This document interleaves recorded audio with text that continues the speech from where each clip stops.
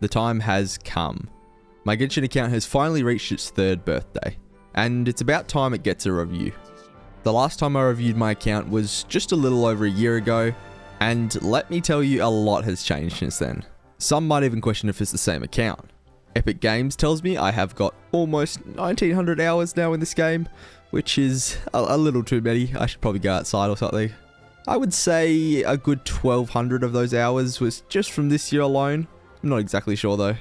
Anyways, this count was started on the 2nd of June 2021, which is like almost a full year after Genshin released. But believe it or not, I only played for about 5 days. And then it would be 7 full months before we made our return. And since early March of 2022, I haven't taken a break since. And I feel pretty confident in saying since that date, I've maybe missed 10 days. And I also haven't missed a single event yet. Every single one has pretty much been fully completed. I've also somehow still maintained my low spender status. I started buying Welkin maybe a year and a half ago, and I also infrequently buy the Battle Pass too, but never once have I topped up. This year we also hit AR 60, which happened a long time ago now, and I also would say that this year I completed the endgame. The previous year I was still struggling with the Abyss. I would have to put in hours and hours of work to even get close to 36 stars, and a lot of the time I didn't want to put that effort in. This year was a little different. Ever since August, I haven't struggled in the slightest for Abyss. Hell, it's only become easier as time goes on. I'm now pretty much at the point I can take in some teams for fun and just muck about with it. But hey, new endgame coming in July, so maybe I'll struggle on that one. Now the big thing that happened this year is I also started to get into completionist territory. I really tried to make my account good. So we first started with 100%ing the entire world. I'm not going to show you everything, but trust me, every single thing is done here. And every time a new region was released, we pretty much completed it within about a week. We also started farming achievements, the true endgame content. Right now I am sitting at 1,221 achievements. Yeah, that's quite a lot. To put it in perspective, I would say that it's probably more than 99.9% of Genshin players. Right now we have 1,240 achievements to get, although 10 of them are not available until the new endgame comes out. So basically I'm only missing 9 achievements. And 7 of them come from commissions. I am still patiently waiting to get lucky. I'm hoping it should be done in probably another month or 2. The 2 other commissions we're missing is the nets, which I am 86 out of 100. You get 5 per week, so give me another 3 weeks and we'll be done. And then the only other one is this one. I am like 40% of the way through this one. So give me another like 7-8 months and maybe I'll get there. Plans for the future is to be even more complete. I want to get these last few achievements that I'm missing, and also every time a new achievement batch drops, I kind of want to finish them. Now, let's head on to my inventory. And first up is the weapons page. And on this account, I don't really fuck with the weapon banner. So I only have 8 5-star weapons. Luckily for me, my weapon banner pools have been very blessed. Trust me when I say this, I know how bad it can get. Yeah. So we only have 2 unequipped 5 stars, although the Jade Spear will be useful on someone in the future. And Aquila I could refine into this other one, but you never know when you need 2 of them, so I'm just keeping it around for now. As for 4-star weapons, I only really build them when a character comes out and wants it. Other than that, they all just stay at level 1. A lot of completionists have very clean looking weapon rosters, like one of every single weapon, maxed out at level 90 R5. So maybe that's my next step, but we'll have to reconvene next year to find out. Next up is artifacts. And this year I farmed a lot of different sets. Before I only really farmed Emblem, but this year I pretty much didn't touch it. Obviously we'll go through them when looking at the builds later on, but first I'll show you some of the unequipped ones that I just have to show off.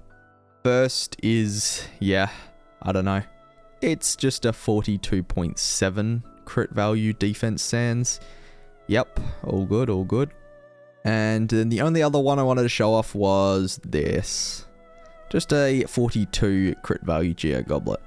You might ask, why is it not on anyone? As you'll see later, I am a certified Geo hater. That's why. All of my other good pieces you'll see when we're going through the builds, but that's just my other random ones I wanted to show off. So if we head on to our mats, the first thing you might notice is this.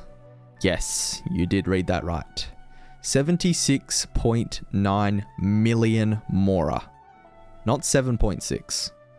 The reason for that is this achievement. So a good portion of resin was spent farming for these. It took a good few months. So plus 77 mil more, I guess, but sure. Other than that, we have a good few number of books. As for these other materials, if you want to have a look through them, I'll just scroll through quickly. And then we have our boss mats, which I pretty much stopped farming. I tried to get to like 40 or 50-ish of each boss, and then I just sort of, didn't touch them. And I only really refarm them when I use them, or when a new boss comes out, then I just start farming them. We also have, here it is, 27 crowns. I also plan to probably use a few more of these in the future. The only thing holding me back before was the amount of money it cost, but with 77 mil in our bank account, I think we're probably good. There's nothing really happening in the food tab. Maybe in the next year, along with weapons, I'll try to, sort this out. You never know. We have a few billets here. As I said, I don't really farm the bosses too much. And we also got a good few gadgets. Again, I don't think I missed a single one. Now we go on to our precious items. Immediately, you will notice that I am pretty much broke. Yes, even with all the grinding I did this year, I have no primos. And I think that's because I've pulled more this year than all the other years combined. You will see that later on though. We do have 400 star glitter, which, I mean, that's like 80 pulls. But I'm keeping them in star glitter form, as you never know, maybe you could buy some 5 stars from the shop in the future. Copium. Anyways, I believe that is all for my inventory, and it's finally time for the most exciting part. Characters. First, I actually want to have a look at my character archive. And you'll see that I am not missing a single 4-star character. And since Fontaine came out, I haven't really missed anyone. Again, I'm a certified Geo hater, so yeah, I haven't got those two. And then Linny, I just really didn't care about at all. From the characters I don't have at the moment, the only ones I would want would be maybe Zhongli. Shenhe is also a maybe. And then our Hytham's like also a maybe. A very strong maybe at that. But apart from those 3, I don't really want anyone else. So we're just going to focus on characters coming out. Oh, I also don't have a single Diluc 3 years into this game. Don't get me wrong, I am not complaining at all about this. But I'm just confused because I have a C2 Daya before even one of him. And I also didn't have a Jean either until quite recently. So yeah. Now, let us get into actual character builds. It is time. We'll be going in a sort of increasing order of strength. And I have 11 characters to show you, mostly just my DPS ones. Don't get me wrong, my supports are still built, but I mean, a lot of their builds are just boring, so I've only shown the good ones. Along with my weapon roster next year, I might try and sort this out. Get everyone, I don't know, level 80, talent 666 or something. Also, the last thing you need to know is I do not like swapping anything. Every character has their own unique weapon and artifacts. I don't like switching in the slightest. Everyone's build is unique. So the first 3 characters are all a bit special. I'll go through them really quickly. Arlecchino first. She is level 90. She has the Staff of Homer, level 90. C1 and talents are 1066. The reason why she's a bit of a unique one is her artifacts are not good. I'll quickly run through them, but like these are not good, you know? Like, look at that, seriously, 27.7 defense. But then we have this one, just a 40.4 pyro damage goblet. Yep, not bad. And the reason why she's not that good is because I have quite a few locked pieces here, which I'm saving for another video of some sort. But if I decided to level these, I might be looking a lot better. Anyways, all up, she has 64.5 to 26.8 with 116 ER. Again, she is a work in progress. I really need to get this crit rate up, and yeah, we'll sort it out though when we make our next video. The next one to go through quickly is Wriothesley. He has been pretty much hard benched. I really want his C1 before I start using him again. It just doesn't feel fun to play without. So right now he's only level 80. He has the Flowing Purity level 80 and is 8, 8, and 6. His artifacts are alright. This one's got some good attack, some crit damage, ER. This one's not bad. Mid-30s with attack in there as well. This one's pretty good too. Offset, mid-30s, some EM I guess. This is a onset one. It is onset at least. Don't worry about the stats in there.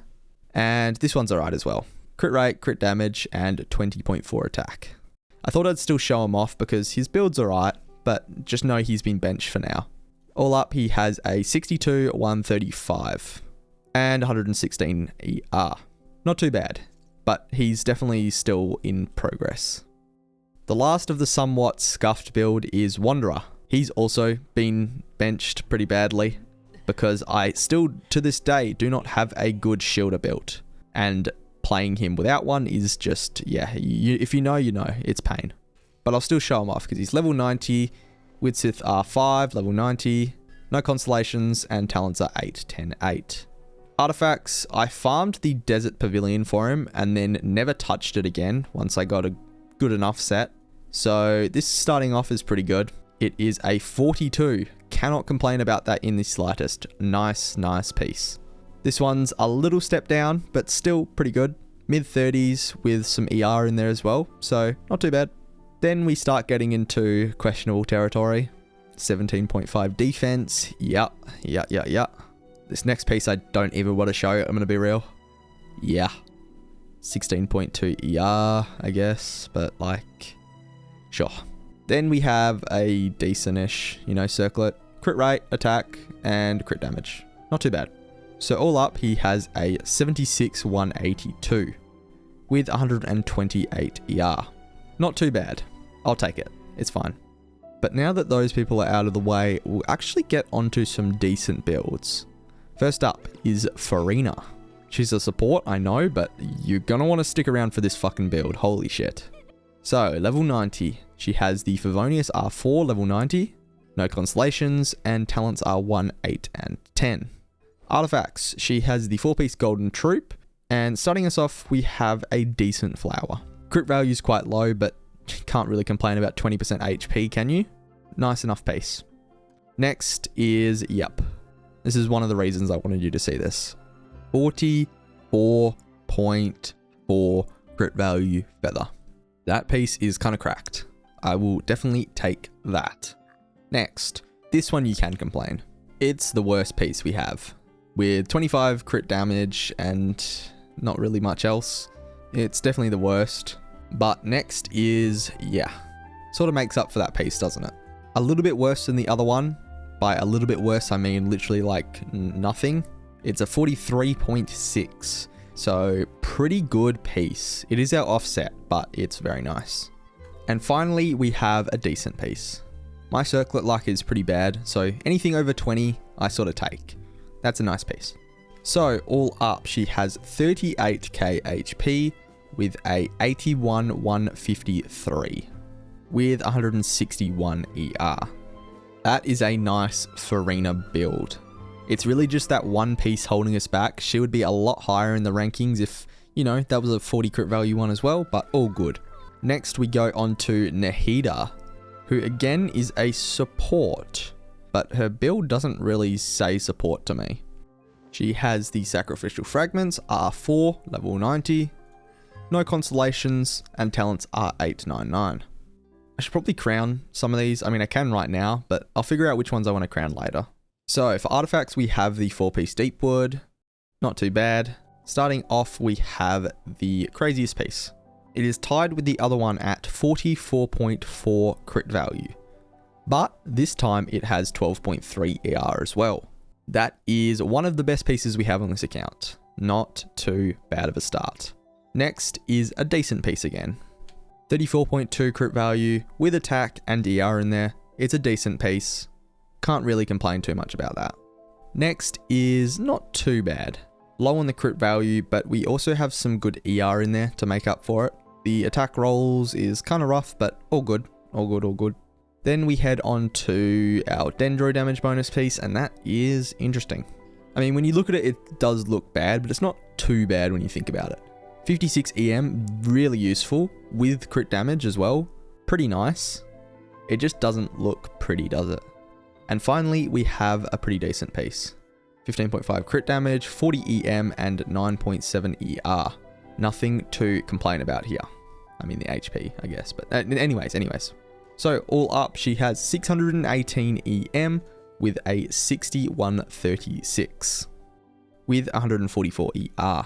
This is a really nice sort of balanced build in between sort of a support and can also do some good damage as well. I used to have a build fully focused on EM, but I like this hybrid sort of build a lot better. Up next, we move on to Tighnari, who I actually quite like playing. He's quite fun. Although he is only level 80, I do need to work on that. He has Skyward Harp as well, which is level 90 of course. No Constellations, and Talents are 877. I do need to work a little bit on these ones. But the main draw here is his artifacts. He is on the 4-piece Gilded Dreams, and we started off with a pretty decent piece. Okay, I lied. It's a lot better than decent. It's a 39.6 crit value with attack. Not quite 40, but I mean, who cares? That's a nice piece. Next is another decent piece. Not quite as much crit value with only, 35? And some ER in there as well, but both of these pieces are pretty good. Next, we have another good piece. Again, this one's on set, and it's a 34.2. No other good rolls and a rough on the flight attack, but all good. Next is a Dendro damage bonus goblet, and this one I got really recently. My one before I was rocking was, it was very interesting, but this one's a little bit better. It's a low 30s with also some good EM in there. And finally, we have a pretty good crit rate circlet. 58 EM definitely doesn't go to waste, and 12 ER, it's very nice. On top of the crit damage, of course. So overall, this build's pretty good. I don't use him too much anymore, but his build's really nice. So all up, he has 176 EM with a 92 155. I do need to work a little bit on this. His crit rate is a little too high for his crit damage, but that's all good. He's kind of been benched for the moment, so if we pick him up again, we'll definitely work on this a little bit. Now we are getting into the top 5, and all of these builds are, next level. This is where we sort of separate to the really good builds. First up is Yelan. She is coming in at level 90 with the Acris Simulacra, level 90. No Constellations, and Talents are 8, 8, and 10. Artifacts, we have Emblem, of course. And I don't know what number she is in Emblem ranking. I think 2. She comes after Raiden, of course, but her pieces are still pretty good. So first up, we have this flower, which is quite nice. About 36 crit value and some good ER in there as well. Definitely cannot complain about that. Next is a decent piece. Again, mid 30s, but it also has 9.3 HP, so not too bad. Next is our ER timepiece, and this is pretty good for an onset one. Obviously, she only gets the second best one, but our second best one's still pretty good. Obviously, attack, she doesn't really give a shit about, but some good HP, and the crit value's not too bad either. Goblet. This is decent, I would say. Spoiler alert, but there is one other piece that she really wants, but someone else holds, so she sort of gets second dibs on the offset goblets. I mean, this one's still not too bad. It's mid 30s with HP as well, like it's not that bad. And finally, she comes in with a decent piece again. Cannot complain about 17 HP and some good 2 max roll crit damage. For an onset circlet, I'm pretty happy with that. So all up, she has 28k HP with a 92 to 11 with 184 ER. This build is pretty good. With this, she comes in at the top 7% in the world, which is okay. Again, I don't really farm Emblem anymore, so she's sort of stuck on this build for now, but I'm pretty happy with how it is. Coming up next is our boy Ayato. Now, in terms of pure artifact strength, he might actually be the best we have, but he's still only number 4 on our account because he is level 90 Black Sword, level 90, no constellations, and talents are 1, 9, and 8. Artifacts, let's have a look at these. Obviously, these are my best of best Shimenawa's pieces, so they're going to be quite good. And yeah, I'll start it off with this. Quite a lot of attack, which is fine, because the crit value is also there. Like, it's a 30 crit value with that attack as well, so, I mean, I'll take that. Obviously, we have other Shimenawa's pieces, which, you know, are quite nice as well, but we need that attack, I think. This next one is very nice. Obviously, it's our best Shimenawa's Feather, and it is well over 40 crit value. And it has attack and ER. Yeah, I mean, you cannot complain about that in the slightest, can you? Next is pretty good. It's like a 36 crit value. No other substats are really useful, but for an onset attack timepiece, it's, you know, it's a good piece. Now, this next piece is a special one. It is a 40.4 hydro damage goblet with attack in there as well. This is the piece that Yelan really wants, and I think every single hydro character on my account wants this one, but Ayato's got it for the moment. And next, finally, we have crit damage with crit rate and ER. Not too bad, honestly. So, all up, he has 1.9k attack with an 85 to 15, with 118 ER as well. With this build, Ayato is easily in the top 1% of the world, ranked at 225th. Wow, that's not too bad. Next up, we have the sister, Ayaka. And her build is, yeah, it's pretty good. First up, she is level 90, has the Amanoma, R5, level 90. No constellations, and talents are 9, 8, and 10. Artifacts, of course, 4-piece Blizzard Strayer. I have not farmed this set in a very long time. So, first up, we have a very solid piece. We have almost 30 crit value with a 17 attack in there as well. Not a bad start. Next up, we have another very solid piece. Again, another fucking 16.3 attack with like 28 crit value. Kind of rough on the 1 HP roll, but I mean, it's not too bad. Next is a pretty solid attack offset timepiece. Almost 40 crit value, very close to 40.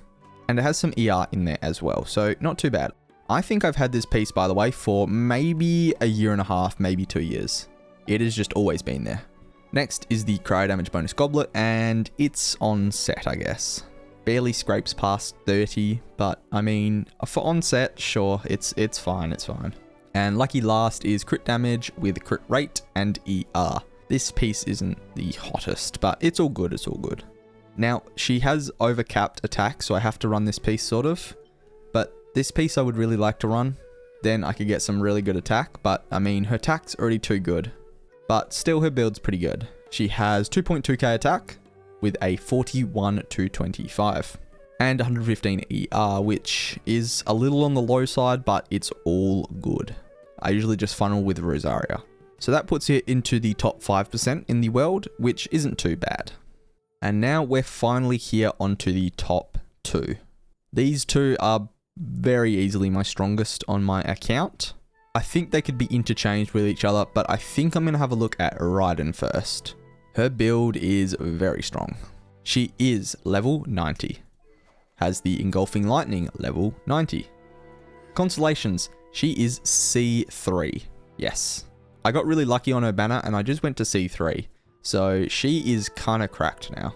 And her talents, I should really triple crown her, but I mean, I'm being resourceful. She is 8, 9, and 13. So let's see the artifacts. First up is a flower, which is pretty good. Barely scrapes past 40 at 40.4 crit value and has 10% attack in there as well. I mean, that is a really, really nice piece. Obviously, she gets the best of the best for the emblem, so that's how it goes. Next is another piece that I'm sort of struggling with. I have some problems where I sort of have to run this one, which is just over 31 and has ER. But I have this one as well, and I have a few other good ones, but it's sort of hard. I have to run this one for now to balance her out. Next is our best ER timepiece, and this one's really good. 38.8 crit value and attack line. If anyone knows how hard it is to get an onset ER timepiece, I mean, yeah, this is kind of disgusting. Next is another average piece. This one definitely needs some work. Even if I try to run this one offset, I don't have another good electro damage bonus goblet. but it's still okay at 30.3 crit value. And finally is a very solid piece. 14.8 crit rate with 10% attack in there as well. Cannot complain about that in the slightest. So all up, she has 1500 attack with a 67,158 with 272 ER. Not a bad Raiden in the slightest. To be fair, she would probably jump down a spot or two if I didn't have that C3, but still, she's one of my strongest on my account easily, at top 4% in the world as Akasha tells me. And it finally is here onto the very best character on my account, Neuvillette. Now his artifacts are pretty strong, don't get me wrong, but he is very carried by how strong he is and constellations and stuff like that. I pretty much take him into every single Abyss run I do, and he can pretty much solo all the way up into floor 12, and sometimes through to floor 12 as well. He's a very strong character. So he's level 90, has his signature of course, level 90. He is C1, which I really like, and talents are 10, 8, and 8. Now, as for artifacts, he is on the 4-piece Mara Sussy Hunter, and starting off with a bang. Now, I believe this is the best artifact on my account in terms of pure crit value. It is a 45.9 crit value piece with a line of ER in there as well. So there you go. That is very, very nice. Cannot complain in the slightest about that. I know everyone's disgusted, so I'll go on to the next where you can sort of be a little bit more happy with that because it's not the greatest. Again, HP is 15%, which is really good. ER, really good. And crit damage, really good. It's just that flat HP line, which if that was crit rate, that piece would be insane. But it's not. So it's still a decent piece, don't get me wrong.